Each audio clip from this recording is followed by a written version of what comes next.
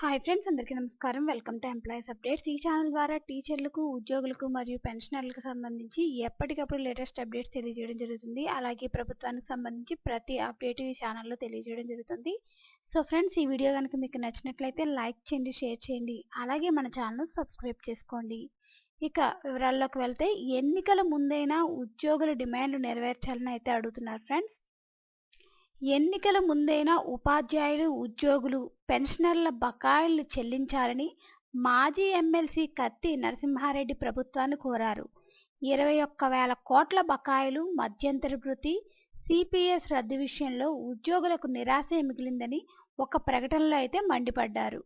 So friends, ఉద్యోగులకు ఎన్నికల ముందైనా ఉద్యోగులకు పెన్షనర్ల బకాయిలు, అలాగే 21,000 కోట్ల బకాయిలు, మధ్యంతర భృతి, ఈ సిపిఎస్ రద్దు విషయంలో ఉద్యోగులకైతే నిరాశ మిగిలింది అని చెప్తున్నారు ఫ్రెండ్స్.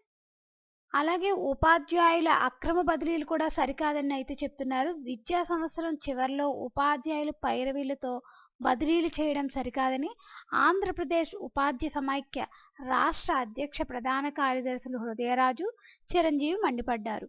పారదర్శకంగా కౌన్సిలింగ్లను నిర్వహించాలని, ప్రభుత్వమే కంచే చేనిమేసినట్లు వ్యవహరించడం సిగ్గుచేటని మంగళవారం ఒక ప్రకటనలో విమర్శించారు. పైరవీలతో బదిలీ చేసిన ఉపాధ్యాయులకు ఆర్థిక శాఖ ఆమోదం లేక జీతాలైతే రావటం లేదు. అయినప్పటికీ బదిలీలు కొనసాగించడం విడ్డూరం. అక్రమ బదిలీలకు ఆశపడి ఉపాధ్యాయులు నష్టపోవద్దని అయితే సూచిస్తున్నారు.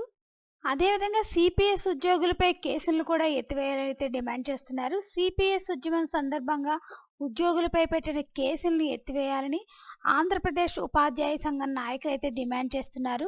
సంఘ రాష్ట్ర అధ్యక్షుడు బాలాజీ ఉపాధ్యాయుల సమస్యలను పరిష్కరించాలని విద్యాశాఖ మంత్రికి మంగళవారం వినతి పత్రం అందించారు.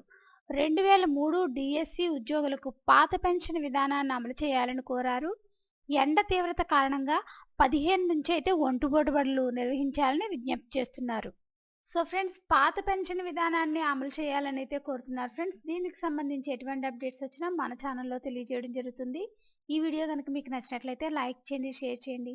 అలాగే మన ఛానల్ సబ్స్క్రైబ్ చేసుకోండి. Thanks for watching this video.